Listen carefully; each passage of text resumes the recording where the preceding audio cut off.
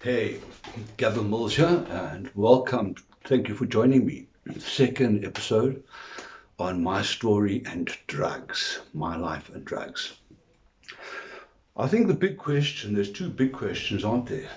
How the bloody hell did I get started in the first place? And why? Why did I get started?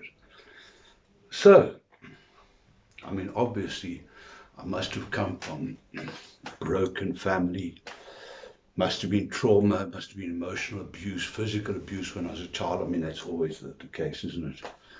That we're abused, and the result of us getting into it is not our fault. It's the others, our family, and our friends, and the system. Not for me. It wasn't like that. I wasn't trying to escape into drugs. To me, I was exploring them. That's what I thought at the time. Hell, it was I naive. But let me tell you about it. I must have been about 12 years old.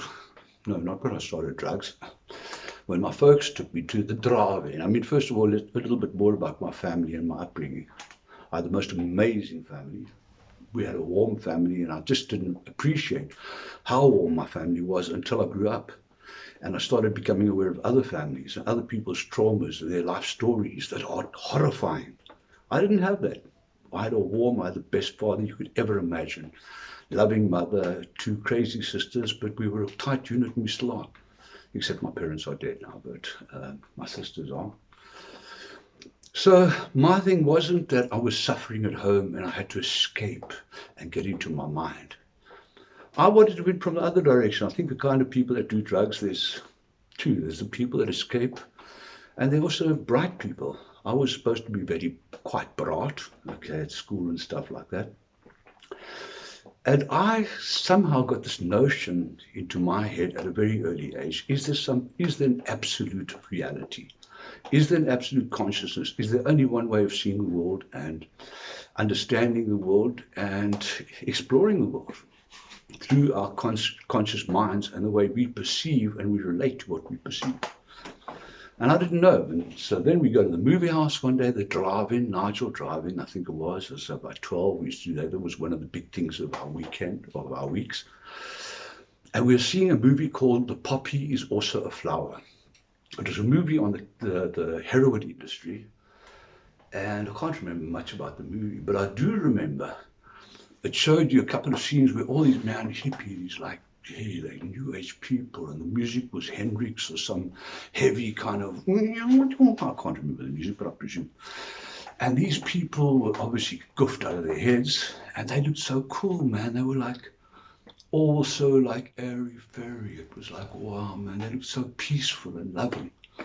And I thought, wow, man, this drugs, I don't know about it. I didn't know about drugs, but my God, it looked like it was quite cool, actually. And then I got a bit older and I started going to sessions. That's what they called them in those days, or normally at school halls or something, the band, Turn On Now and these kind of things.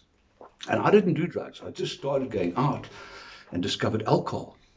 Also, gateway drug? Yeah, definitely. Anyway, so I discovered alcohol. So I was doing a bit of doping, doing a bit of drinking at these things. But we used to see the goof guys. There were all these stone guys that were standing up. I suppose it was weed in those days, but standing and looking so cool, They were just like on the vibe, And I thought, and the girls used to like them. And everyone was like, hey man, there's these guys, Not mentioning names, but I respect to those guys actually. Some of them became amazing. And they did look cool.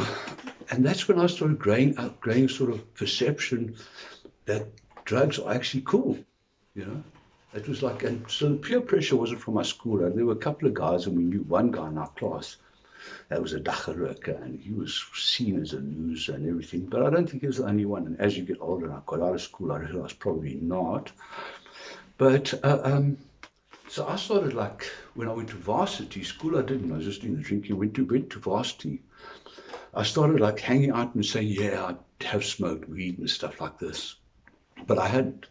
I'd just been drinking in varsity. I drank myself through first year and I destroyed my varsity career first year with drinking. And then at the end of the year, we went away. Myself and I had this best friend. who was a genius, very clever man. And we would, I think he had smoked before, he had smoked before, but I don't think many times. And we were going on a body surfing holiday, hitching down the coast, the days when you could, from Cape Town up to, or from Durban down to Cape Town, I think, oh, way around, I can't remember. No, it was from Cape Town up to Durban. And coming out of Cape Town, we got a lift with a guy in a combi who had apparently just come out of jail for stealing kippers on the harbour, but they were trying to catch him for selling Persian carpets or something bizarre. Anyway, really a hippie-ish kind of guy. He lived in Knysna, in a house in Knysna. And we were driving along in this car. It was night with our rucksacks and music was playing. It was cool music. And he turned and said, do you guys smoke? And we said, I mean, what do you say? I told Louis that I did, you know what I mean? And he said, oh, yeah. It was quite funny because he passed me the wheel across and said, well, clean it and make it. I didn't know what the fuck to do with this shit.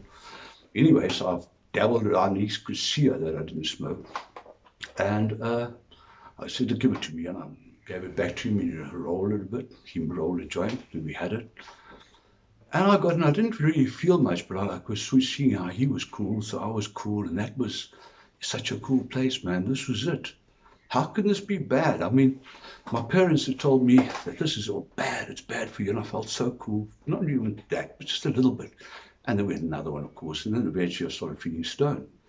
And I thought it's wrong. I mean, the perception of this is wrong. What this thing does is makes you feel peaceful. When I was drinking, it got out of hand, aggressive, coarse nonsense, rude to females, abrasive. Here I was like, hey man, this is like far out, man. It's like Cape Town from corner pillar to post, you know. And I changed the perception. What did change, and this is where the danger came in.